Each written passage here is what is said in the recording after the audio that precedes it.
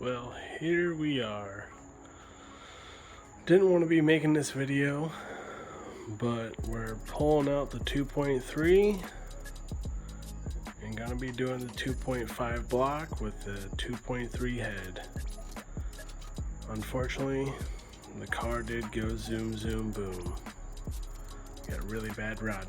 So right now I got all the intercooler piping off, took off the intake manifold, took out the battery, took out the intake, took off the radiator support, took out the headlights. Gonna be taking out the radiator, removing that, making some room to pull out this engine. So this is where I got to last night. It's almost ready to come out. The only thing I still have to get the harness off of the alternator, pull the axles out, and take the motor mounts off, and this thing is ready to be pulled. I'm gonna start working on that now. Just got this today. 2012 Ford Fusion 2.5 liter.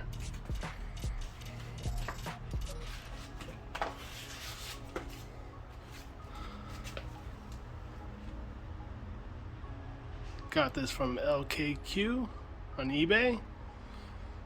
Shipped to my house. This is the one I'll be slapping my head on. Looks pretty good. Everything came intact. No holes in the block. Everything looks nice. I'll show you the progress.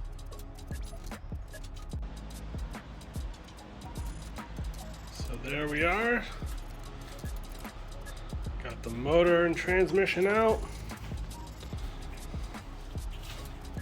Having trouble getting that axle out, so I just pulled it with it still attached. I'm gonna start stripping down these two motors, throwing away the parts I'm not gonna be using, cleaning up, servicing the parts I'm going to be using. Just kind of going through everything. And here we are. I got a lot of the accessories pulled off: the fuel rail, thermostat, the oil filter housing, oil cooler, intake manifold, all the hoses, turbo manifold, drain, all that. Just have a couple things: the flywheel, the crank, pulley bolt, a couple of accessories here. Got this one out. Gonna start taking off what I don't need on here. Mostly the intake manifold, all the kind of stuff up there. I'm gonna swap out the oil filter housing since mine has a cooler and this one doesn't. And I'll show you what that looks like when that's all taken apart. I did, when I emptied the oil, a lot of nice little chunks of metal floating around in the oil. So it definitely did something. We'll open it up and we'll show what it looks like when I get to that. Alright, finally got my package from Mazdaspeed system. Got the timing set, got the bearings, got the rods. Now with the timing set, I'll be able to take off the crank pulley, finish pulling these two engines apart, and then we'll get to slapping these rods in there and putting it all back together. Let's do it. Well, got the oil pan off, got the head off, cans out, everything just kind of out. Definitely found what the problem was. There's a lot of play in that. Definitely a good rod bearing. Chunks of metal all over the metal on the pickup tube.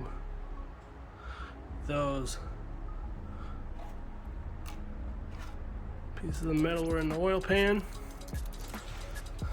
So this bottom end is toast. I'm gonna finish pulling out the pistons and rods, seeing if the block's still good. I mean, where the pistons are, the sleeves still look smooth, no gouges or anything, so I think the rings were still good. Pretty sure it was just that rod bearing. Got the 2.5 here. Gonna be taking this thing apart here soon. Putting that head on it. I'll show you guys the progress. Here we got the 2.5 block. Got the head off. Got the oil pan off. Here is the balance shaft. I never got to film when I removed the one in the Speed. So this is what you'll be removing. You're removing these 4 bolts here. You pull that off. And then there's a hole. Use the plug kit. I'll pull off the balance shaft and I'll show you where that goes. Here I got the balance shaft out.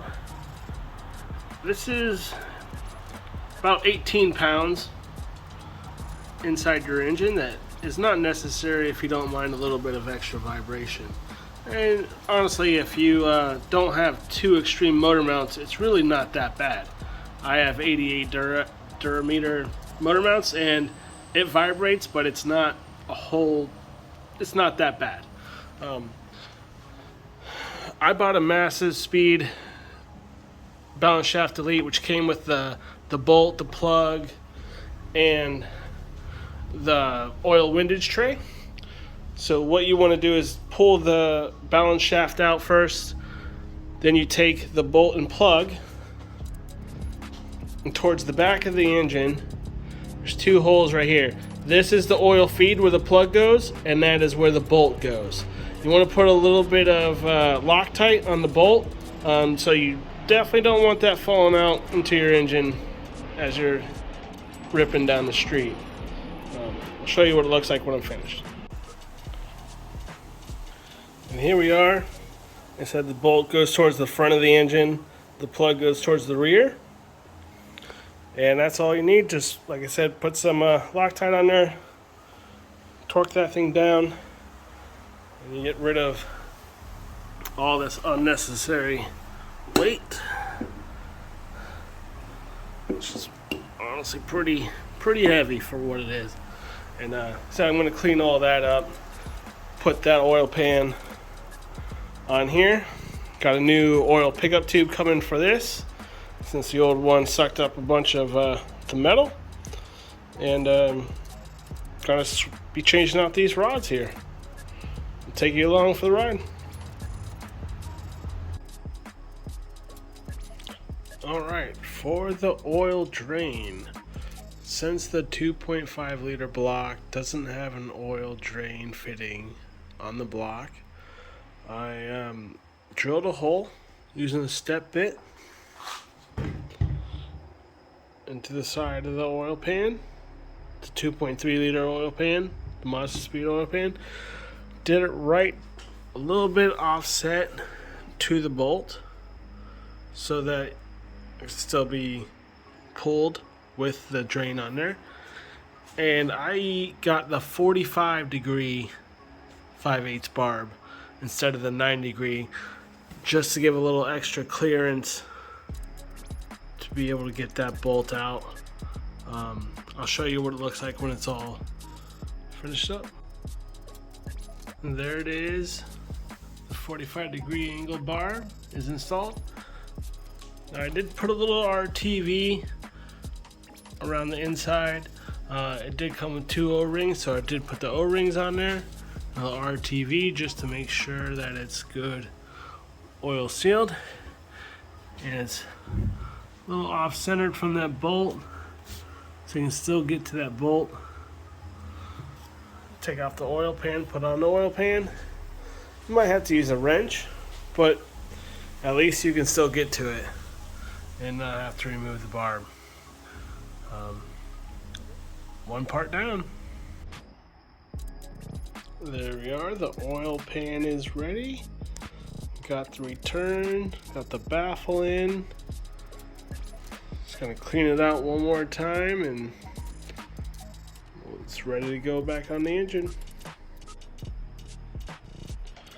Alright, I got the 2.5 block all stripped down. Got the pistons and rods out. Got them over here. Sorry for the light, it's pretty late tonight. I'm going to be cleaning up these pistons and using these pistons, but swapping these rods out for some H-beam rods from Molnar to use with the OEM pistons. They make two sets of rods, one to use with OEM pistons and one to use with aftermarket pistons. I decided just to go with the OEM pistons and just do a slight build, just for a little extra, insurance. I am going to be using the 2.5 gearing. I will go over and show you, compare the chain and the timing gears. The 2.5 chain and gearing does look a little bit beefier than the Mazdaspeed. And my Mazdaspeed had about 120,000 miles. This 2.5 block has about 69,000 miles. So the timing chain tensioner, the guides, I'm going to be using the gears out of the 2.5. I'm going to be swapping those over to the 2.3 head. In order to do that, you will need to get the friction washers for the cam gears. So I had to order those in order to use the cam gears, and need another friction washer here before the cam, or before the crankshaft pulley. And those I will be getting here on order. All right, I got both the pistons out, and I just wanted to show you a comparison. This is the Mazdaspeed piston. This is the 2.5.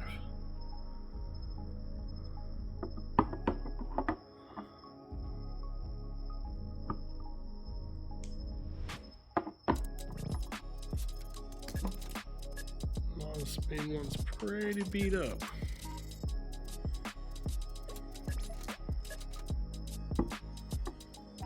I'll show you the rods now. And here are the rod comparison. So we have the 2.3, 2.5, and the Molnar H-beam rods for the stock pistons. 2.3 and the 2.5 look pretty similar from the side. Actually, the 2.5 does look a little beefier.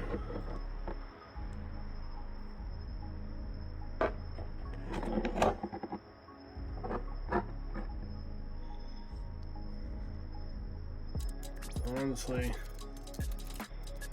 2.5 rods do look like they will probably handle a little bit more than 2.3.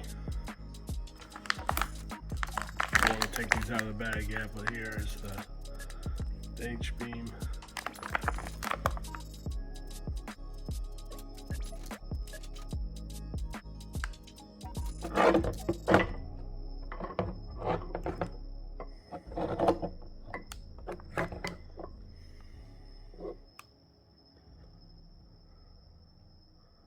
So what I'm going to be doing is using the 2.5 pistons with these rods.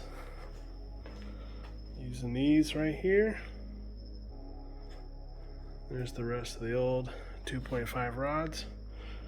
Not going to be using those. And I'll show you what the pistons look like on the new rods before they go in the block. All right. Well, I had to replace the pistons and rings because I bought a cheap ring compressor. Here it's kind of all bent up. Still went and tried it anyways. Was having some difficulty. Broke the rings and chipped one of the stock pistons. So I ordered some Mazda 6 2.5 pistons, 89 millimeter, and some new rings. Had to buy a piston ring filer to be able to gap my rings. Use my gauge here. But what I ended up doing is putting the rings inside the cylinders, labeling them, doing the oil ring first. Didn't gap that, you just put that around the piston. The first oil ring gap, and then the second ring I gapped to 0.024 millimeters, and then the top ring I gapped to a 0.20, and just use a little filer, just went a little bit at a time, tested it, checked it with the gauges, and then I used these fancy little pliers here to spread the rings, put them on the pistons, and got the wrist pins in, got everything all connected to the Molnar rods. And so I don't make that mistake again, I ended up buying a Wiseco 89mm tapered piston compressor. So I'm going to be using that to get the pistons and rods back into that. You guys will see what it looks like afterwards. Here I got all the pistons and rods in, all the rings on, gapped, everything was good to go. Got the oil pan on. This is the Mazdaspeed oil pan, and you want to make sure to use the Mazdaspeed oil pickup. If your engine did blow up, you would want to replace that. This is a new one inside here, and I also have, like I showed you before, the turbo oil drain for the 2.5. Got the pistons and everything in. Moves nicely. Next we're going to be going on to the head gasket with the ARP head studs. I'll show you what that ended up look like. And here I got the head gasket on. What I like to do is spray it down with a little bit of this copper coat. Helps it give it a little bit stickier, covers any little imperfections or anything. Now we're going to put the head on. Alright, now we got the head set on there, set on the gasket. Time to install the ARP head studs. Comes with instructions, tells you exactly what to do, clean them up. Gives you the order, tells you first 25 foot-pounds, 1 through 10. Then you tighten them again to 50 foot-pounds. And then you tighten them all again to 75 foot-pounds, and then you loosen them all, and then it says to do it again, 25, 50, 75. So I'm going to get these installed, show you what it looks like after. And there we are, the head is on. ARP bolts are torqued down. Use this brush just to lube around the head, where the washers go, the washers, and the bottom of the bolts. And it pretty much explains that right here in these instructions that came with the bolts. The torque pattern, tighten them all, loosen them, tighten them all again. It is on there. So next is putting the cams, and then we move on to the timing. I'll show you how it goes. And here we are, I got the cams in, the caps on, everything has assembly lube on it. Got the timing plate in. So, just time to do all the timing. Alright, so I'm about to do the timing, and I am going to be using the 2.5, the Duratec crankshaft gear, the oil pump chain, the 2.5 tensioner, the 2.5 liter timing chain. I did buy a new crank bolt, 2 new cam bolts, 2 new crank friction washers, and 2 cam friction washers. So if you want to be doing this, you want to either stick with all the 2.5 or all 2.3. I'm going to go with the 2.5 because the chain was a little bit beefier, only had 60,000 miles. Everything looks pretty sturdy and really clean. My car had 120,000 miles, so like I said, I'm going to be going with this. This is a lot newer than what I had. I'll get it all on there and show you what it looks like.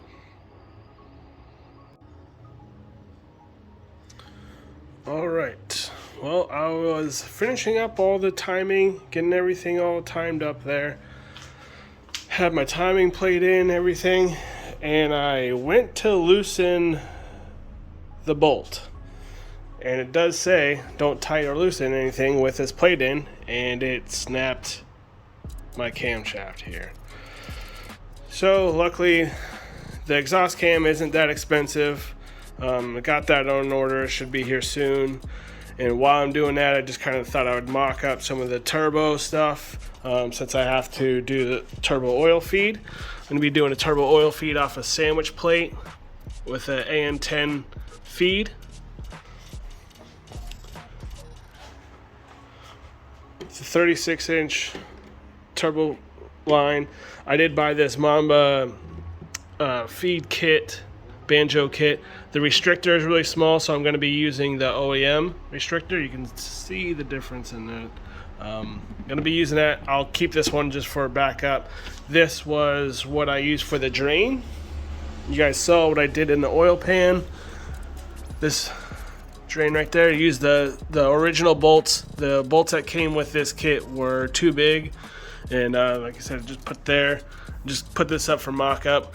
When I get it in the car, I'll probably have to redo this depending on where the axle goes. I might have to go around, see, kind of configure what that's gonna look like. I'll show you when I'm all finished with that. But let me get that going on. Like I said, I'm just kind of buttoning up some of the other stuff, the fuel rail, thermostat. Got a Damon Racing, EGR block offs. So I'm just kind of going through everything, getting it set up so when I get that cam, I can just finish the timing, put everything together, and start her up. All right, well, after 2 weeks, finally got my exhaust cam in. So I got that installed. Got the timing gears all torqued down. Everything is all tensioned. So now what we'll be doing is putting the cover on this, putting the washer, crank bolt, tightening everything down, making sure to remove the plate before we tighten everything down. Everything's all nice and timed, and I'll show you what that looks like. All right, here I got the front cover all put on, siliconed on, not silicone, but RTV. I got the crank pulley with the new crank bolt and the friction washer behind it. Just tightened down to 30 foot-pounds. I haven't done the final torque down. I do have the tooth marked back there, colored it red, have it right lined up on the crank position sensor, have that tightened down. So like I said, I just have to do the final crank torque settings for this, and then I have to stretch it, and then I'm gonna put the valve cover on, get that taken care of. Also gonna get the high pressure fuel pump on, and then we'll be ready to, I think, put on the clutch and flywheel. See how it goes. All right, here we are. Got the valve cover bolted down with the new gasket. Got some of the idler pulleys, the tensioner pulley, water pump, AC compressor back on. So I've got a lot of the little accessories hooked back up, EGRs, some of the fuel pump lines, boost controller, all that kind of good stuff. So now, like I said, I got to put on the alternator. I'm using the alternator bolts to hold it into this. I'm going to pull this motor off, put the alternator on, clutch and flywheel, like I've said, I keep going before that, and finally get this thing together and get it running. here we go. We got all the accessories on, got the alternator on, got the belt on. Everything is ready to go here. Got it off the engine stand. So now I'm going to be putting the clutch and flywheel on there. Putting that transmission on.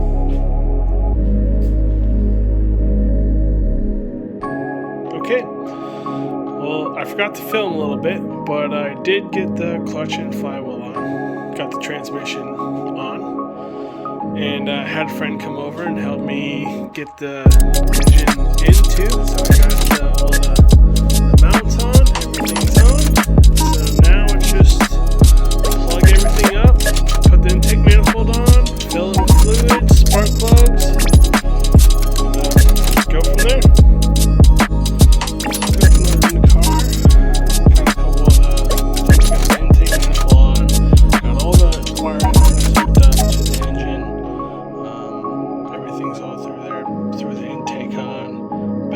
And everything in there. So all I gotta do is hook up the intercooler piping, the radiator, intercooler. I am getting some new bolts for the downpipe back there. I'm gonna pick those up tomorrow. That's just needs to be put on, and then the turbo bag is everything on, full intake, got the off valve, intake manifold, power body, all the pipes for the catch can.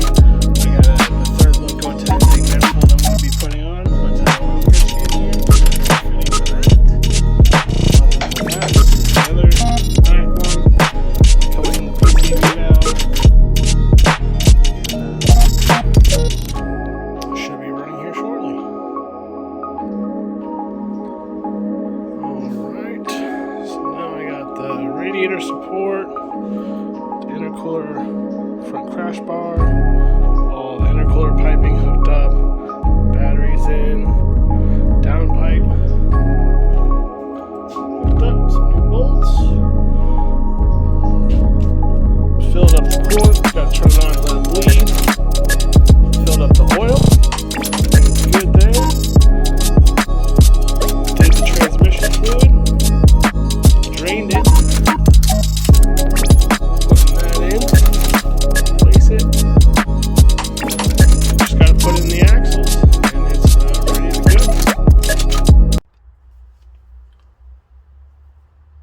so here we go.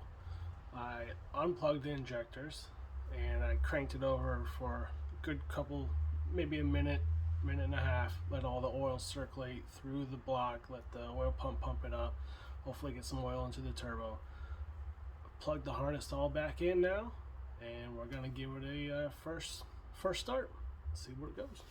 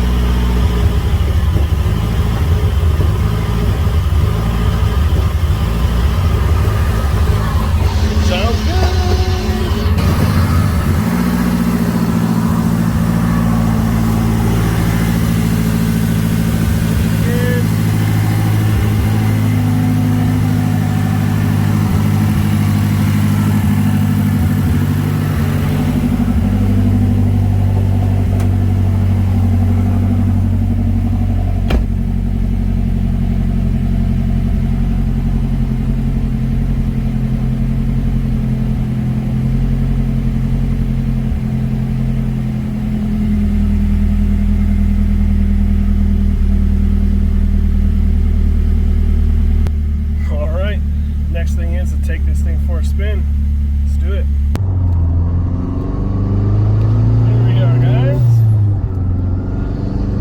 Got about 50 miles on it so far. Running great. Not doing any kind of full pulls on it yet. Gonna break it in, do the break-in oil change, and then we'll go at it. So I think the highest I've hit is about 16 psi right now, but it's running great.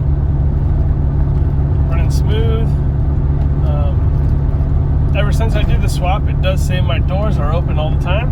My driver's door, I don't know if anyone knows how to fix that, but that's kind of annoying.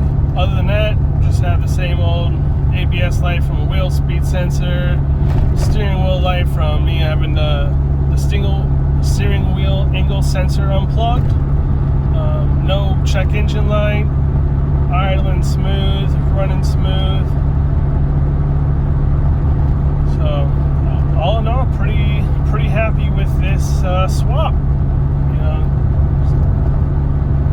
a couple of setbacks, you know, breaking the pistons, having to order new pistons, breaking the cam, having to order a new cam, waiting for the cam bolts, waiting for the crank pulley bolt, the flywheel bolts. Everything was on back order. The ARP head bolts were on back order, but got it all in now. Everything is driving nice and smooth.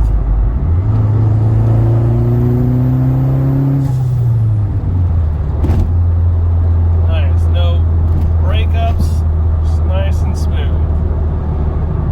So, if you like what you saw here in this video, or if you have any questions or comments, feel free to leave them down below.